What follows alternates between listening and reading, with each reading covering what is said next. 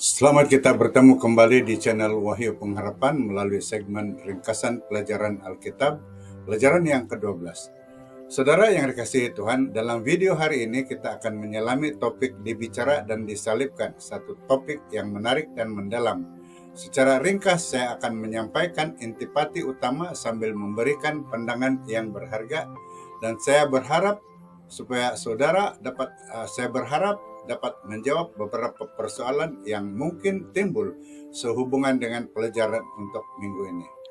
Jadi pastikan Anda bersedia bersama saya untuk menerokai peristiwa yang menarik ini bersama saya dan mengenai Yesus yang dibicara dan seterusnya disalibkan. Dan jika ini adalah pertama kali Anda menonton video di channel ini, pastikan Anda tekan like dan share video ini serta subscribe pada channel ini dan tekan lonceng notification supaya Anda tidak terlepas menonton video kami yang akan datang. Mari kita mulakan pelajaran yang ke-12. Minggu ini tumpuan kajian kita adalah Markus 15 yang mengisahkan mengenai perbicaraan dan penyaliban Yesus Kristus.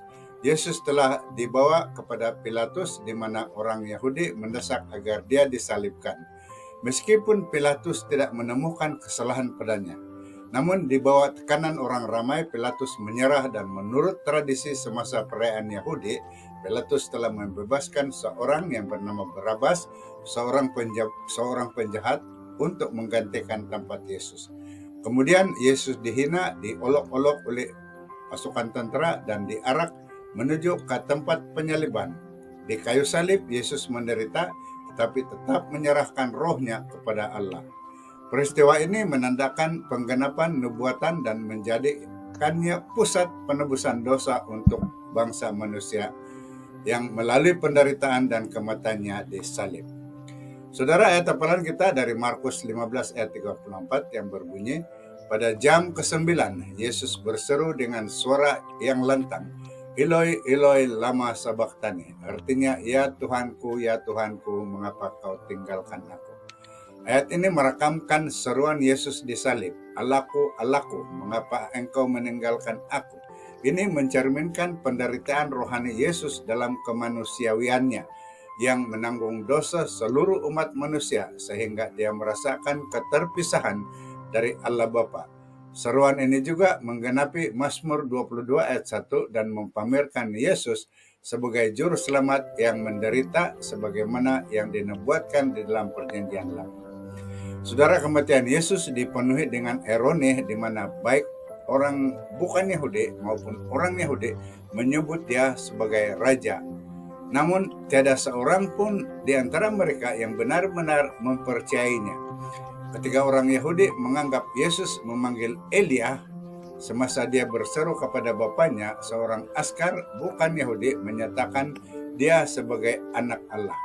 Malah salah seorang ahli majelis penguasa yang telah mengisytiharkan Yesus bersalah dan menghukumnya mati, telah menawarkan makamnya sendiri agar Yesus yang dilahirkan di kandang hewan dapat dikebumikan seperti seorang bangsawan. Oleh itu, mari kita ikuti seterusnya bersama saya ringkasan pelajaran ini. Kita mulakan dengan topik, adakah engkau raja orang Yahudi? Markus 15 ayat 9 berkata, Pilatus bertanya kepada mereka, adakah kamu mahu aku membebaskan raja orang Yahudi ini? Pontius Pilatus, pegawai Rom yang terkenal dengan kekejaman dan moral yang dipertikaikan, adalah pihak berkuasa yang boleh menjatuhkan hukuman mati terhadap Yesus. Meskipun dia secara terbuka mengakui, aku tidak mendapati sebarang kesalahan padanya, rancangan Sanhedrin seperti kelihatan gagal. Namun mereka menuduh Yesus bersalah karena mengaku dirinya sebagai Mesias, dan tuduhan ini digunakan untuk mempengaruhi Pilatus dengan menyatakan bahwa Mesias itu sebenarnya akan menjadi Raja Israel. Yesus tidak menafikan atau mengakui tuduhan itu, namun menjelaskan bahwa dia tidak bercita-cita memerintah kerajaan duniawi. Pilatus mengejek para pemimpin Yahudi dengan bertanya, adakah kamu aku menjatuhkan hukuman mati ke atas raja kamu?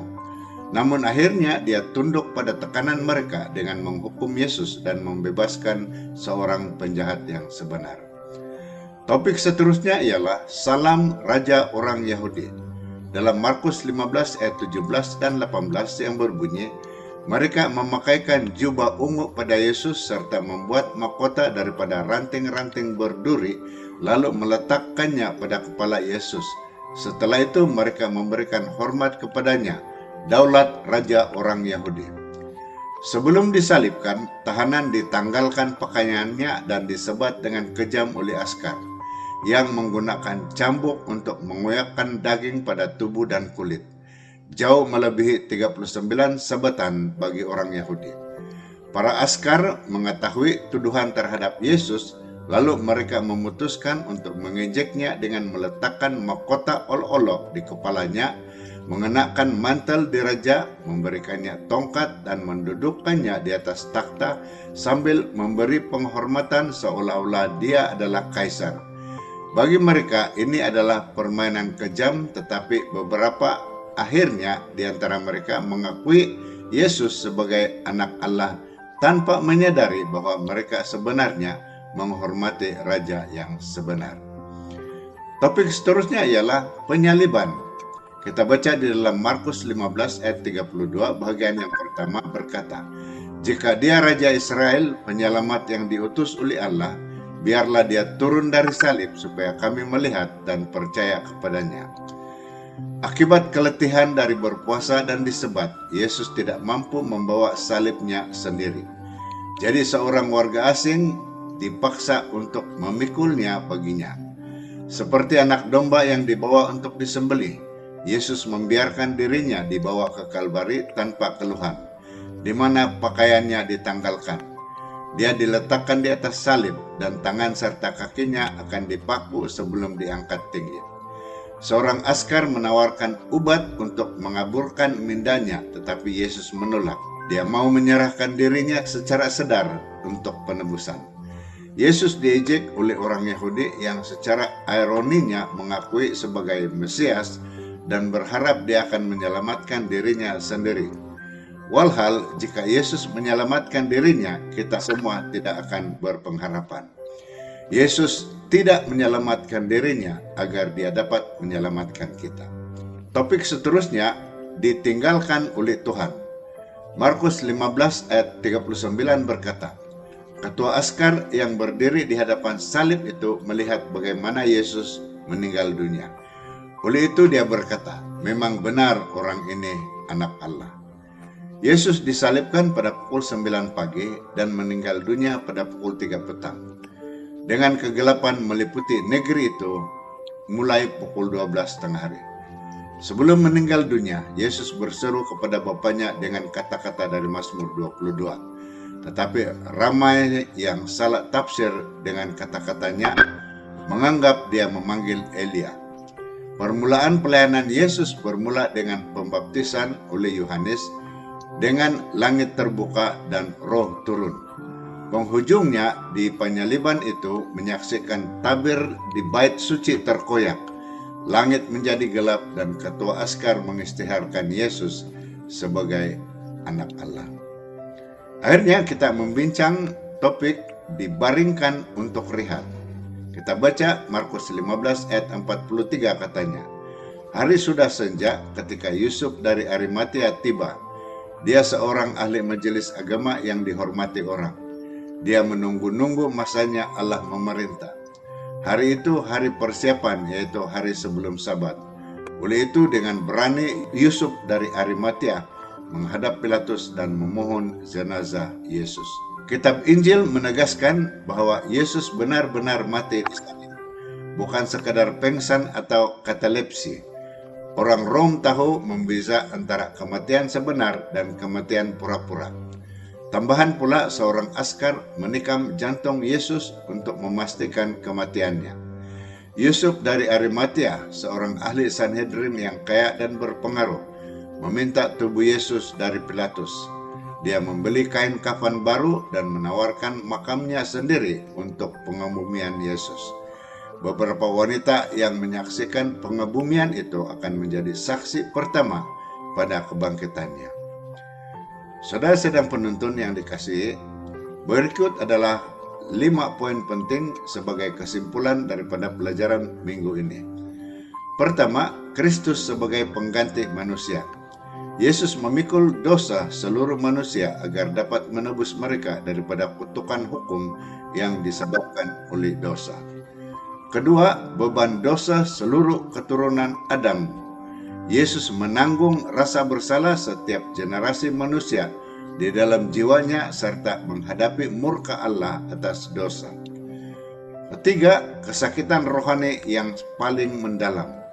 Penarikan wajah Allah daripada Yesus ketika disalib menyebabkan penderitaan rohani yang paling mendalam yang tidak dapat dipahami oleh manusia. Keempat, pengorbanan yang sangat menyakitkan. Setiap penderitaan fisikal dan mental yang dialami oleh Yesus, termasuk darah yang mengalir dan penderitaan tubuh, menunjukkan kasih-Nya kepada manusia. Dan kelima, kemenangan atas kematian. Dengan memikul dosa manusia, Kristus membuka jalan untuk keselamatan kekal, menewaskan kuasa kematian, dan memberikan harapan kepada manusia akan kehidupan kekal di surga. Shalom, sekian ringkasan pelajaran Alkitab kali ini. Semoga Anda telah diberkati dengan perkongsian ini. Terima kasih karena menonton video ini. Saya harap Anda sudah menikmati dan mendapat manfaat daripada perkongsian kali ini. Sekali lagi kami mengundang Anda untuk tekan like dan share video ini serta subscribe pada channel ini dan tekan lonceng notification agar Anda tidak terlepas menonton video yang akan datang. Juga kami sangat menghargainya jika Anda meninggalkan komen atau cadangan di bagian komen di bawah ini, atau Anda boleh menghantar terus ke nomor yang tertera pada screen sekarang. Terima kasih sekali lagi dan kita berjumpa lagi di video akan datang. Jaga diri Anda, sampai jumpa lagi.